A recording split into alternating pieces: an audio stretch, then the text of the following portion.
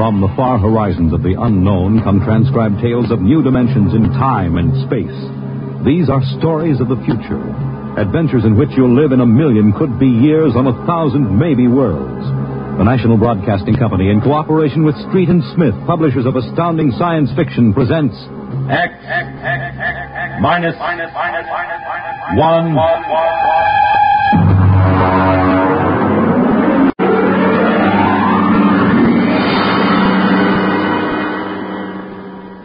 Tonight's story, Time and Time Again, by H. Beam Piper.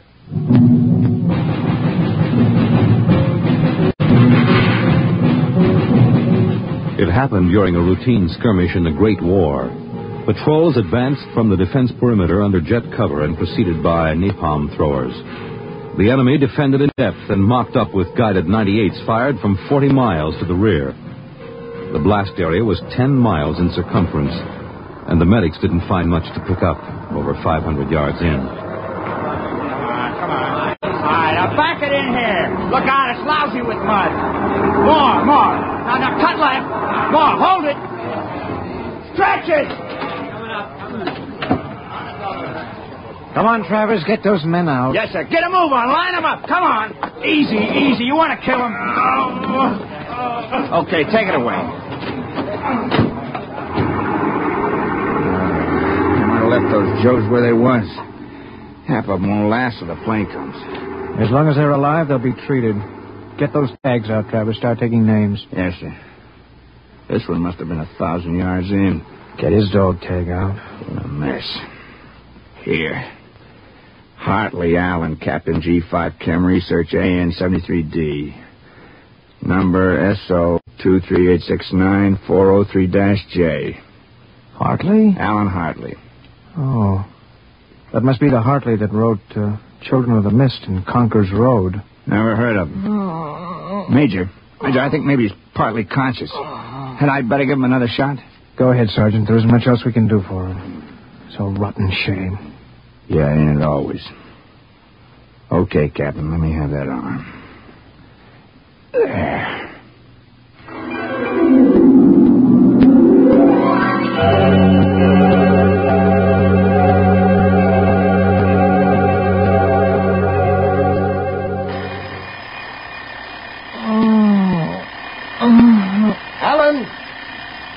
Alan! Oh, God. Down. Get up, Alan. Can't stay in bed all day. I remember that. Clear as if it were real. Up and at him. Hit the deck. Remarkably vivid. It's strange. Alan, are you all right? I'm all right. What's wrong with my voice?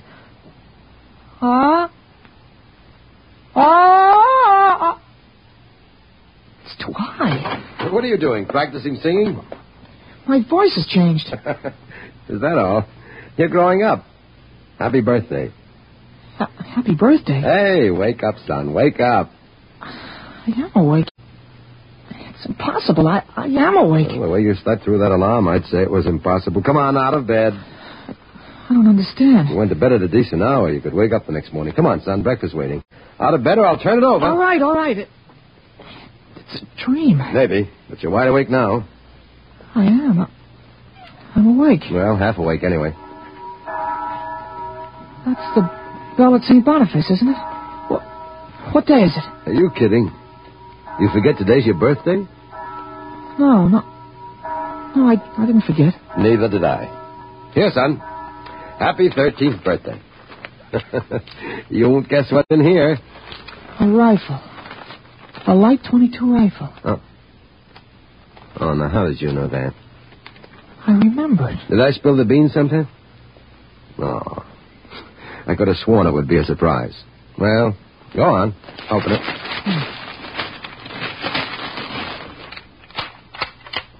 You like it? Yeah.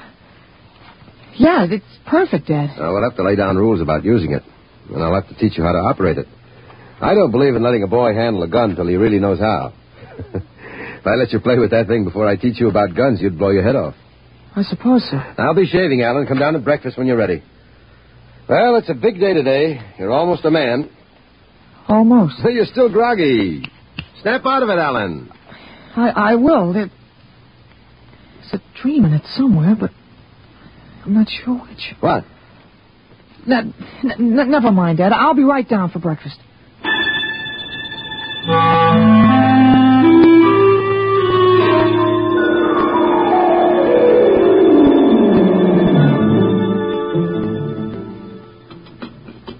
What you going to do today, son? I want to do some reading this morning. Oh, that's always a good thing to do. After breakfast, suppose you take a walk down to the station and get me a Times. Didn't it come? What, the Times? Well, they don't deliver. Be a good idea, though. Maybe I'll talk to Sam Ashburn about it. Here's a $50, Alan. Get anything you want for yourself out of the change. Thanks, Dad. Finish your milk before you go. Oh, sure, Dad. Thanks for the money. You're big enough to handle it now. Hurry back. I'd like to finish the crossword puzzle before lunch.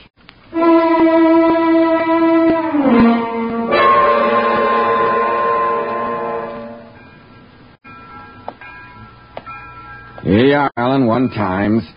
Tell your father the puzzle's a stinker this week. Yeah, thanks, Mr. Ashburn. Look out for the trucks when you cross the highway. I'll go across Elton's lot. It's a shortcut. Elton's?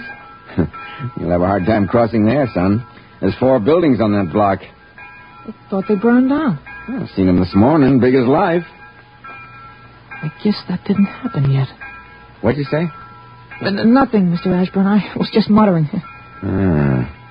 My days, youngsters talked up. Yes, sir. Bye, Mr. Ashburn.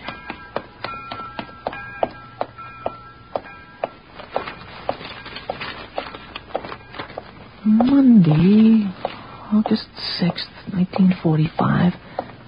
Okinawa 1. I'm in Japan. Hey, Alan. Huh?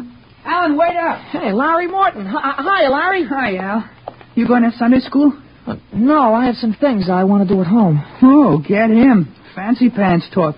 Things I want to do at home. Oh, go chase yourself around the block. Go jump in a garbage can. Go take a flying jet to the moon. Hey, that's a new one. Flying jet to the moon. You thought up a new one, Al.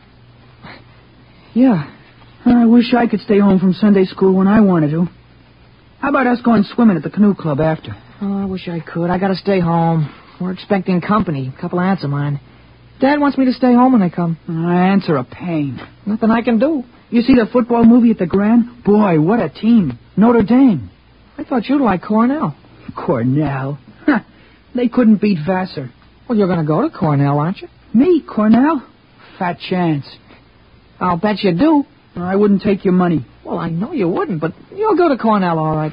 Cornell. Far above Cayuga's waters, there's an awful smell. Just the same, you'll go to Cornell. Hey, Larry, I gotta go. Well, so long, Al. I'll see you. So long, Larry. See you.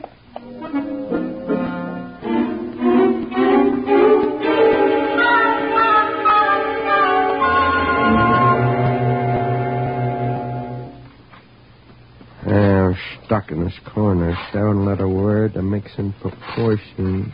Tight. Huh? Tight. T-I? It fits. Now, how did you know that, Alan? That? I read it somewhere, I guess. Oh. What you reading now? Tarzan again? No, not Tarzan. It's refreshing to see you with a book. Sometimes I think I ought to forbid comic books in the house. Yeah, they must be raising the devil with those bombing raids in Japan. How long do you think the war in Japan will last, Dad? Oh? I'd say to the middle of 1946. They'll have to invade those islands foot by foot. I don't think so, Dad. I wouldn't be surprised if the war was over very suddenly. How, by magic? There isn't a thing on earth will make those Japanese surrender. You expect somebody to make a pass and it'll be all over by this afternoon? Something like that.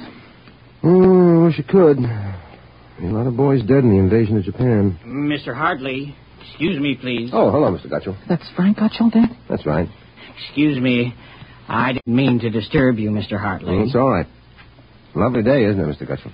Mr. Hartley, the Lord's Day is always beautiful. Of course, Mr. Gutchell. Mr. Hartley, I wonder if you could lend me a gun and some bullets. My little dog's been hurt, and it's been suffering something terrible. Oh, that's too bad. I want a gun to put the poor thing out of its pain. Of course. How would a 20-gauge shotgun do? You wouldn't want anything heavy. I was hoping you'd let me have a little gun. Maybe, so big. Pistol? So I could put it in my pocket. It wouldn't look right to carry a hunting gun on the Lord's Day, and people wouldn't understand that it was for work of mercy. Of course, I understand. You're a very religious man. The whole world is evil, Mr. Hartley. Yeah, sometimes it certainly looks like it. Well, I have a Colt 38 Special from the auxiliary police outfit. Well, that's fine. Now, you've got to bring it right back, Mr. Gutschel. I might be called out. Now, you'll have to promise to get it right back. Dad, wait a minute. I just remembered. Remembered what? Well, aren't there some cartridges left for the Luger? Then you wouldn't be without the Colt. That's right. I have got a German automatic I could let you have. That way I wouldn't get stuck. You'd have to return it promptly, though. Oh, wait, Dad, I'll get it. I know where the cartridges Be careful, son. Well, Mr. Gutschel, it sure turned out nice. That's all.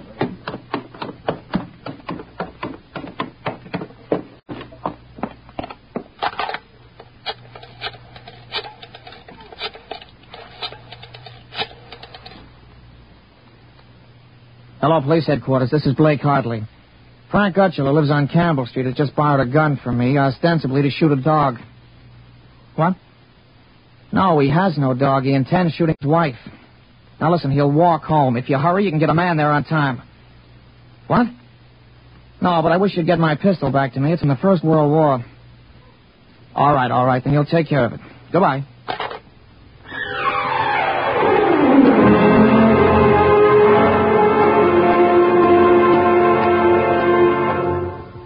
There you are. What kept you, Alan? Well, I couldn't find the cartridges at first. I'll show Mr. Gutschel how it works. It's all loaded, ready to shoot. Now, this is the safety. Just push it forward and up. There are 8 shots in it. Did you load the chamber, Alan? Sure, it's on safe now.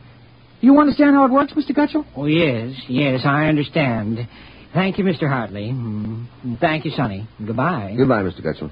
Return the gun when you're done. Yes, I'll be done with it soon. Goodbye. Alan, you shouldn't have loaded that gun. I guess it's all over now. I had to keep you from fooling with it. I didn't want you to see I took out the firing pin. You what? Gutschel didn't want that gun to shoot a dog. He's a fanatic. He sees visions, hears voices. The voices probably put him up to this. Well, I'll submit that any man who holds intimate conversations with disembodied spirits isn't to be trusted with a gun. What are you talking about? While I was at it, I called the police upstairs. I put a handkerchief over my mouth and told them I was you. You? Well, why did you have to do that? I couldn't have told them this is little Alan Hartley, 13 years old. Then suppose he really wants to shoot a dog. What kind of a mess will I be in then? No mess. If I'm wrong, which I'm not, I'll take the rap for it. Dumb kid trick, you know. But if I'm right, you'll have to front for me. They give me a lot of cheap boy hero publicity, which I don't want. This is crazy, Alan. This is absolutely crazy. Maybe. We'll have the complete returns in 20 minutes.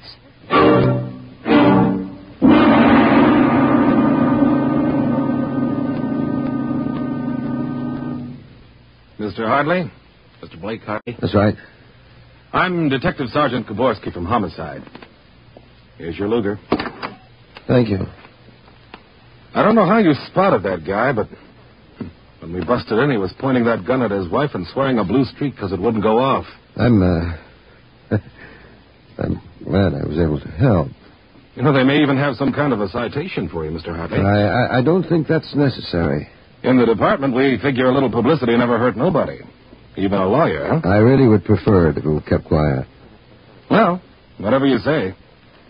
We'll want you to drop around in the morning for a statement. I'll be glad to. Well, goodbye. Goodbye, Sonny. Goodbye, Sergeant. Sergeant. Why don't you take the citation, Dad? Well, you were right. You saved that woman's life. Now, let's see you put back the firing pin. Sure. Here. All right, Alan. Suppose we have a little talk. But I explained everything. You did not. Yesterday, you wouldn't even have known how to take this pistol apart. Today, you've been using language and expressing ideas that are outside of everything you've ever known before. Now, I want to know... I hope you're not toying with the medieval notion of obsession. What? Well, you say I'm changed. When did you first notice this? Last night you were still my little boy. This morning, I don't know. You've been strange all day. There's been something. Alan, what's happened to you? I wish I could be sure myself, Dad. You see, when I woke this morning, I hadn't the least recollection of anything I'd done yesterday, August 4th, 1945. Oh, but that's serious. You don't know how serious. My last memory was lying on a stretcher, injured by a bomb explosion. I was 43 years old, and the year was 1975. 1975? Well, that's right. You'll be 43 in 1975, but a bomb? Yes, during the siege of Buffalo in the Third World War. I was a captain in G5, Scientific Warfare, General Staff. Buffalo? You mean Buffalo, New York? There'd been a transpolar invasion of Canada. I was sent to the front to check on service failures of a new lubricating oil. A week after I got there, Ottawa fell and the retreat started. We made a stand at Buffalo, and that was where I got it. I remember being picked up and getting a narcotic injection. The next thing I knew, I was in bed upstairs, and it was 1945 again. And I was back in my own 13-year-old body. Oh, Alan, you just had a nightmare to end all nightmares, that's all. I thought it might be that at first, but I rejected it. It won't fit the facts. But it's ridiculous, all this Battle of Buffalo stuff. You picked up something listening to the radio. All the commentators have been going on about another war after this one. You've just got an undigested hunk of H.V. Kaltenborn in your subconscious, that's all. But that isn't everything.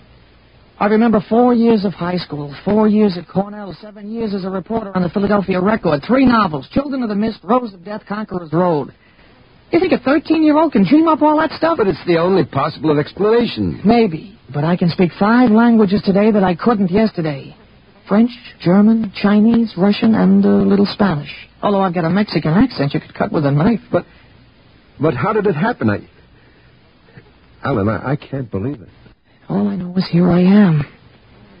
I've been reading up on time theories. Nobody seems to know much about them. Evidently, time exists parallel as another dimension, and I got kicked backwards along it. But how? Oh, it may have been the radiations from the bomb or the narcotic injection, or both together.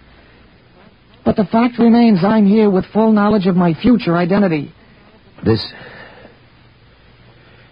is quite a shock, Alan. But you do believe me, don't you? Yes, I suppose I must. You seem so strange, as if you weren't my son. I'm your son, all right.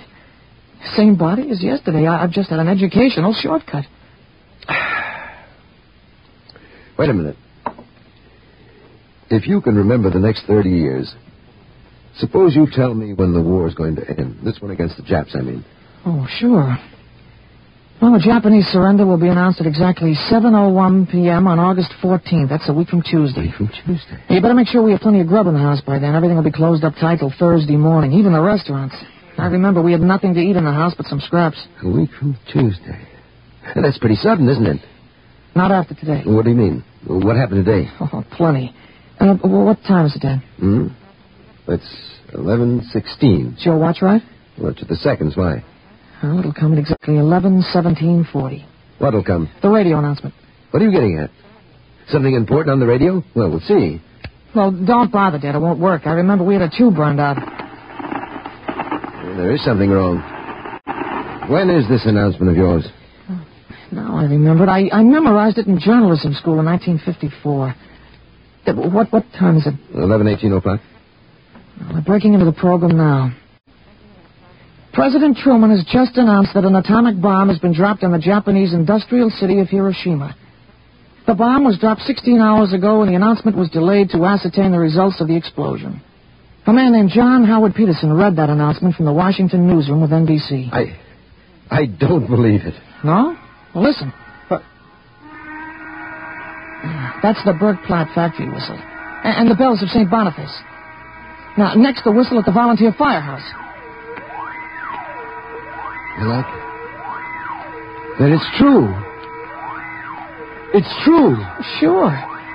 Then Larry Morton came by on his bicycle. Hey, Al. Al, you hear about the bomb? The atomic bomb. Yeah, we heard. Boy, atomic bomb. Oh, boy. I gotta go find my puppies on the golf course. Bye, Al. Bye, Mr. Hartley.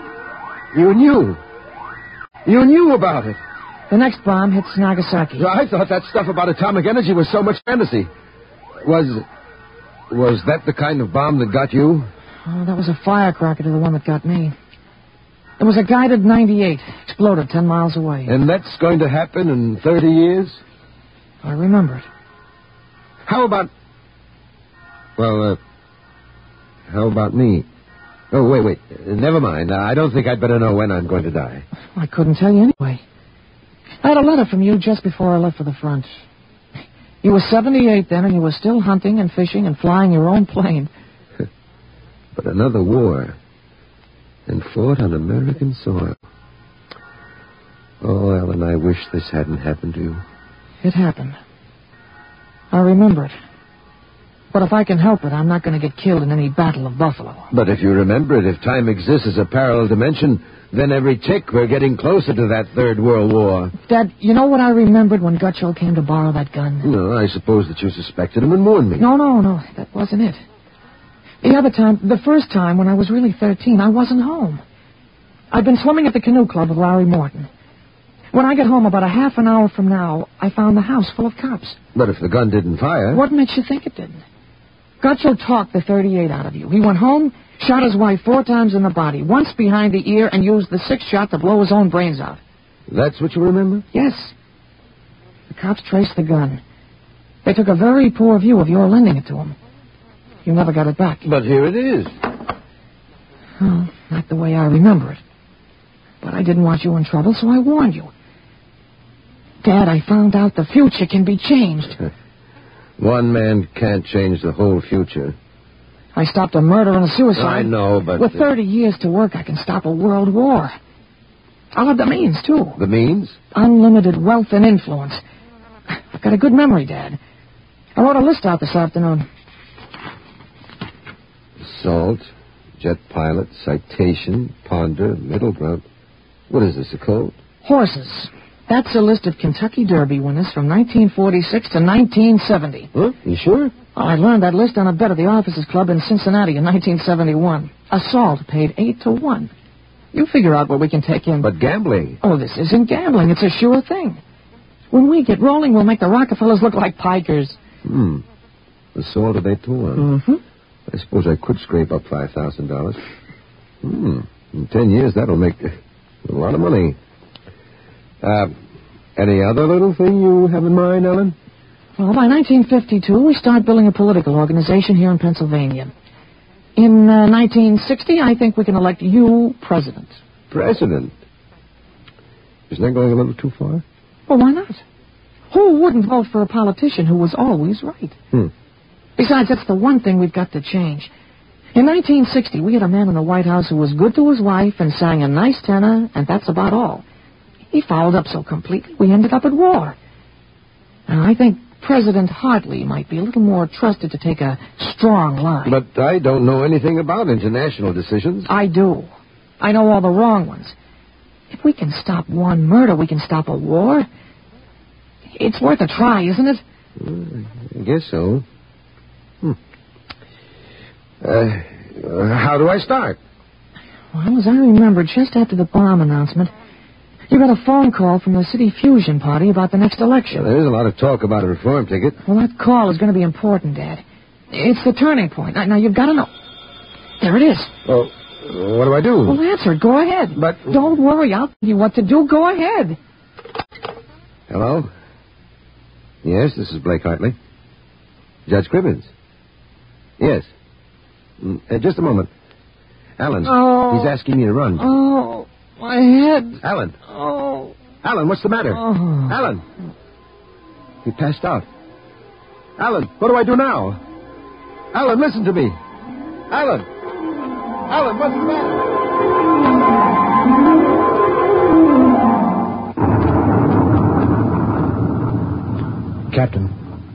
Captain Hartley. Captain Hartley. He was all right, Doctor. I gave him a shot and he was all right. Well, he's dead. All right, Sergeant. Make out the tag. Hartley Allen. Captain.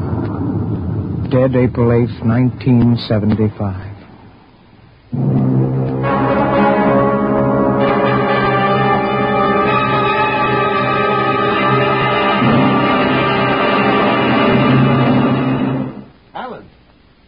Alan, what happened? Alan! Alan! Huh? Alan, are you all right? Oh, hi, Dad. I've got Judge Crimmins on the phone. What do I tell him? What? Alan, are you all right? You passed out. Sure. I'm all right. Hey, today's my birthday, isn't it? What'd you get for my birthday, huh? Don't you remember? The Third World War? What Third World War? Dad, what's the matter? You're looking at me funny. You don't remember. You're back again, aren't you? Back to 13 years old. Sure, I'm 13 today, for Christ's sake, Dad. You must have died up there. It was only a mind transfer. That means I'm on my own. I have to do it myself without your help. Well, help for what? If it's the grass, I said I'd cut it tomorrow. No, it's not the grass. I've got to save your life, Alan. I can't let you die that way in 1975. What are you talking about, Dad? You sound goofy. I've got to change it all by myself. Change what? Never mind, Alan. You don't know yet. Come on. Let's have lunch. Sure, Dad, but now, how about my present now? What'd you give me for my birthday, In a minute, son. Go on in. Okay, well, hurry up, Dad, huh? Sure, all right. Now, where did I put that list of horses?